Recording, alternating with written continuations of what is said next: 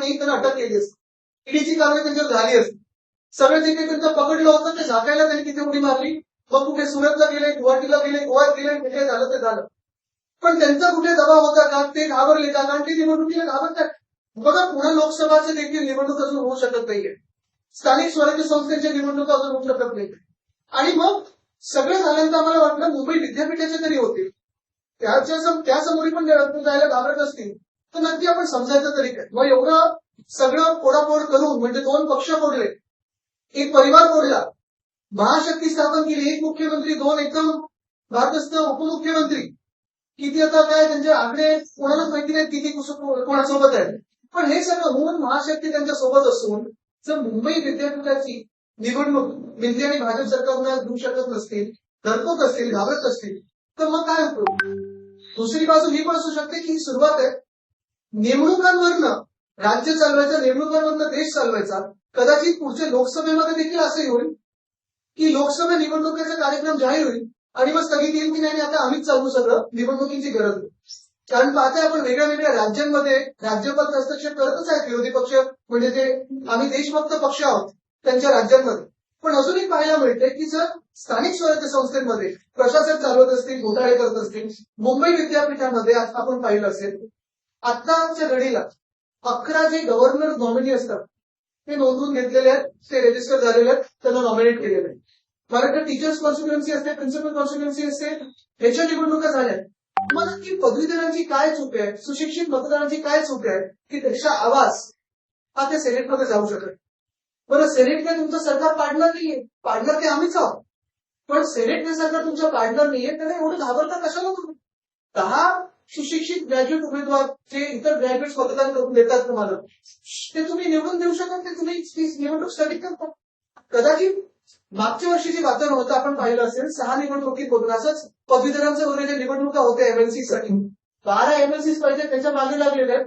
पण पदवीधरची शिक्षक मतदारसंघाची होती तिथे सगळीकडे भाजपच्या आणि मिंदे गटाचा पराभव झालेला. ह्याची भीती कदाचित त्यांच्या मनामध्ये बसली असेल, पण हे लोकशाही संपवण्याचं काम आपण पाहता आपल्या डोळ्यात येतो. त्याच्यावर काही आपल्याला विचारायचं तर विचार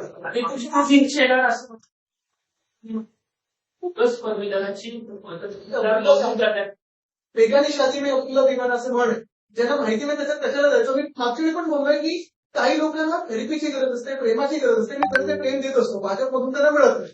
आदित्यजी कोर्टात जाणार का निवडणुका? नाही, महत्वाची गोष्ट ही आहे की कोर्टात जायच्या आधी कारण तरी कळली पाहिजे आम्हाला. राज्यपालच्या बैठकीत होती की नव्हते, राज्यपालांचा हा निर्णय कळवला होता की नव्हता, घटना बाहेर मुख्यमंत्र्यांचा दबाव आहे की नाही याच्यावर हे कळलं पाहिजे. कारण तसं जर पाहिलं तर असं कुठेही काही एक सुद्धा घटना घडली नाहीये जिथे तुम्हाला वाटते की या निवडणुकीला स्थगिती देणार. परत छाननी तर झाली ना 3 महिने, मग तुम्ही त्या रजिस्टर आणि त्या जे निवडणूक अधिकारी त्यांना त्या चौकशी करणार का, त्यांची अटक करणार का की बोगस मतदार नोंदवून घेतलं? छाननी होऊन सगळं होऊन जर तुम्ही निवडणूक घेत नाही म्हणजे तुम्ही घाबरता आणि तुम्हाला लोकशाही नको. पण तुम्ही मी भेटणार नाही. आमच्या सेनेटर्स तिथे गेलेले आहेत, जे 10 वर्ष काम करत आहेत, आमची युवासेनेची पण मंडळी तिथे जाणार आहे. त्यांना एकदम शांततेत आम्ही विचारणार की काय कारण हे तर विचारणार आणि जनतेसमोर येऊ द्या. पण हे जनतेला कळले की मिंदे आणि भाजप सरकार हे निवडणुकीला घाबरतं, कारण त्यांना आता मॅन्डेट मिळणार नाही, ना लोकसभेत मिळणार ना मुंबई युनिव्हर्सिटीमध्ये सेनेटमध्ये. कारण स्पष्ट झालं तर त्यानंतर तरी कोर्टात जाण्याचा तुमचा कारण स्पष्ट झालं तर सरकारने पुढे पावलं उचलली पाहिजे. मुंबई विद्यापीठाचे अधिकारी परिस्थिती पूर्ण उचलत नाहीयेत, स्पष्टीकरण देत नाहीयेत, फक्त एक ती ओळ आहे की शासनाचं पत्र मिळालं आणि मग हे केलं. सरकार आपल्या दारी निवडणूक घ्यायला घाबरेल काय, पण काय दबाव आहे त्याच्यामुळे उत्तर देत नाहीये. आता हे आपल्याला माहिती कसं चाललंय यंत्रणा समितीची, कदाचित त्यांच्या गाठ पडली असती तर निवडणुका घेतल्या असतात. बिना किसी जानकारी के अचानक से चुनाव रद्द कर दी गई, क्या वजह है कि आप लोगों ने संपर्क करने की कोशिश की, आपने कितनी तैयारी की? तैयारी तो जीत की होती है, यही अनुमान लगाते कि ज्यादा से ज्यादा सीटें जीत के आए. लेकिन अगर आप देखें तो ये जो मुंबई यूनिवर्सिटी का चुनाव था सेनेट का था, ग्रेजुएट इसमें वोटिंग करने वाले थे, ग्रेजुएट सीट्स के लिए वोटिंग होती है. पूरा अगर आप देखें तो जो भी इलेक्शन की प्रोसेस होती है, प्रक्रिया होती है, पूरी की गई थी. 10 सितंबर को चुनाव था. कल रात को 10-10:15 के आसपास अगर आप देखें तो ये एक सर्कुलर आया, इसमें कहा गया कि ये चुनाव जो है स्थगित किया गया. इसमें कोई कारण नहीं दिया, कोई अनुमान नहीं है कि कहीं हिंसा हुआ या कुछ गलत हुआ. इतना ही कहा कि एक मीटिंग हुई उसके हिसाब से ये बैठक एक मीटिंग हुई, उसके हिसाब से ये चुनाव स्थगित हुए।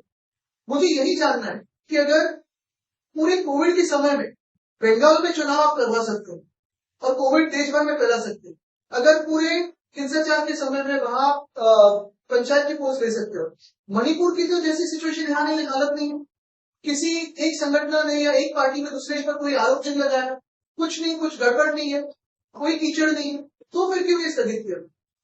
शायद इसमें गंदगी ना हुए हो इसलिए स्थगित किया गया होगा। क्या निर्णय है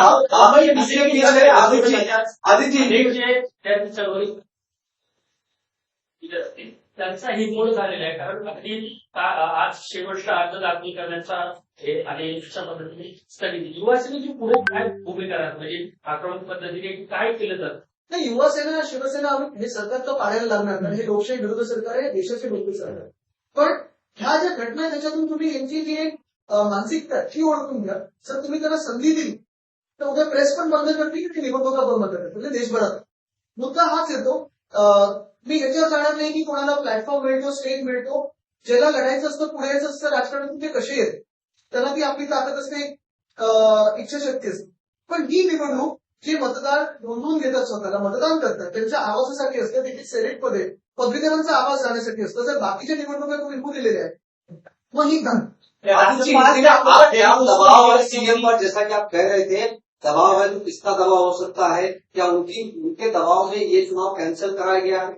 मुझे तो लगता है कि सीएम को बहुत डरते हैं, इसलिए तो वो भाग के गए थे, जहां जहां गए वो गुवाहाटी वगैरह जहां जाते हैं और अक्सर जाते रहते। क्या करते हैं मुझे पता नहीं, शायद आपको पता हो, लेकिन यही बात है कि चुनाव लेने से डरते हैं।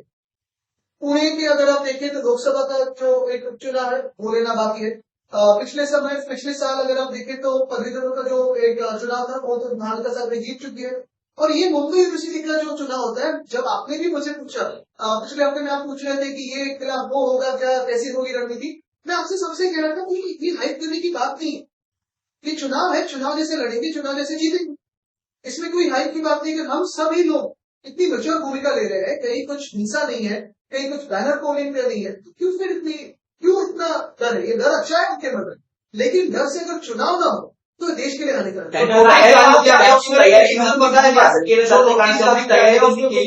आता काय तयारी त्यांची तयारी ते सांगतात, आता खरंच तर आम्हाला सांगते, याच्यापेक्षा खूप काही नाही होतो आम्ही घेऊ. राज्यपाल से क्या आपको मुलाकात में एक दूसरा, और इसके लिए जो संबंधित यूनिवर्सिटी से जो अधिकारी है उनसे आपका डेलीगेशन युवा सेना मुलाकात करने से कोई फायदा हो तो करेंगे। अगर आपने देखा होगा तो हम मुलाकात करते आए हैं, जो महिलाओं का विषय था उस पर भी राज्यपाल महोदय से मुलाकात की थी, जो बीएमसी में घोटाले हो रहे उस पर भी मुलाकात करी थी। ऐसी उम्मीद है कि उस पर कुछ आगे कार्रवाई हो, और मुझे उम्मीद है, अभी आशा है। इस विषय में हमारे डेलीगेशन अभी जाने वाले यूनिवर्सिटी में, ऑफकोर्स जो सारे फॉर्म सबमिट होने थे वो तो हुए, लेकिन उसके आगे जाके ये तो पता होना चाहिए कि इसका कारण क्या है, मूलभूत कारण क्या है, ये भूमिका क्यों ली गई, और अचानक से ये जो चुनाव था वो क्यों स्थगित किया? आगे उनके विधायक कह रहे कि सीएम अपने दम पर मुख्यमंत्री बने नहीं, ब्लैकमेल करके विधायक मंत्री बने, उस पर आता है। अभी भी वो विधायक कहाँ बात करते हैं, किससे किससे बात करते हैं, ये तो आपको पता है।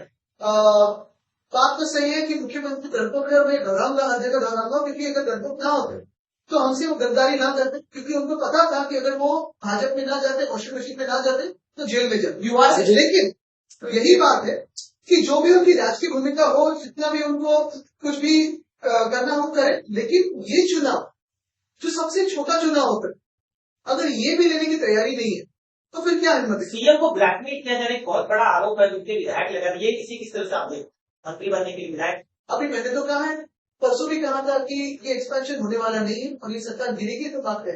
केंद्र सरकारच्या 7 प्रकल्पांमध्ये तळा झाला आहे, त्यावरती कॅबिनेटचा टप्पा ठेवला, त्याची लवकरच चौकशी होणार आहे, काय आपली त्याच्यावर नक्कीच आम्ही सगळे बोलू. पण मला वाटतं आजचा विषय हा आहे, कारण मी दुसरं काही बोललो तर ते दुसरीकडे जाईल. महत्वाचा विषय हा आहे, तुम्ही हा विषय लक्षात घ्या.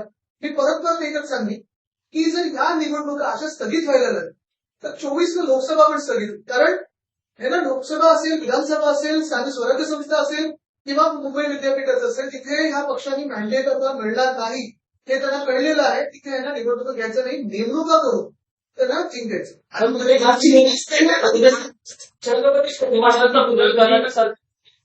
या निवडणुकीत नोंदणी महत्वाची असते असं बोललं जातं. शेतकरी गटाची नोंदणी पुरेशी झाली नव्हती म्हणून असं घडलं. हो, पण आता मग सर दुसऱ्या राज्यात कुठे यांची नोंदणी झाली नसेल तर केली असेल तर निवडणूक स्थगित करायची का? आणि एवढे सगळे दिग्गज तर म्हणून नेली असतील त्यांनी जे त्यांना वाटतात दिग्गज, मग काय नोंदणी झाली. आदित्य युवा जी सेना करना चाहेंगे आप जो कह रहे हैं कि लोकसभा चुनाव में 2 साल विधानसभा चुनाव भी मैं यही बात कह रहा हूँ कि ये जो युवा है तो लोकशाही के लोक सर, छत्रपती शिवाजी महाराजांचा कर्नाटक सरकारने कडक पोलीस बंदोबस्तात जेसीबी लावून हटवला. पुन्हा त्याच्यावरती मराठा समाज असेल तुमची काय ते मला आता आपल्याकडून कळते पण माहिती नको. एक दाद वर्तवला जातो आहे की आता महाराष्ट्र देशात पहिल्या लोकसभेच्या निवडणुका होतील आणि त्यानंतरच सगळ्या निवडणुका. बरोबर आहे, पण ते किती योग्य आहे. म्हणजे जर तुम्ही इनकन्सिडर बघितलं देशात अनेक सरकार बनलेली आहेत, बहुमताची सरकार बनलेली आहेत. अगदी अशी पण सरकार बनली तिथे आपल्याला वाटलं की ना कोणी टक्कर देऊ शकत नाही आणि तरी देखील ते निवडणुकीला सामोरे गेलेले आहेत. आज जी होत असते ना, तुम्ही कितीही मोठे असेल, कितीही ताकद तुमची असेल आणि आता देशातलं सर्वात जगातला सर्वात मोठा पक्ष आहे, त्याला अजून 2 पक्ष तरी कोणले तरी घेतलेले आहेत. आणि जर 200 आमदार घेऊन असं सांगितलं होतं त्यांनी, कुठे गेले? कोणाकोणी करा तुम्ही, पैसे वापरा, पैसे उधळपट्टी तुमची चालू 50 कोट्याची. पण जर तुम्ही हे सगळं खर्च करून एक साधी निवडणूक नाही घेऊ शकता तर तुमच्यात काय दम आहे ना जनतेला कळले.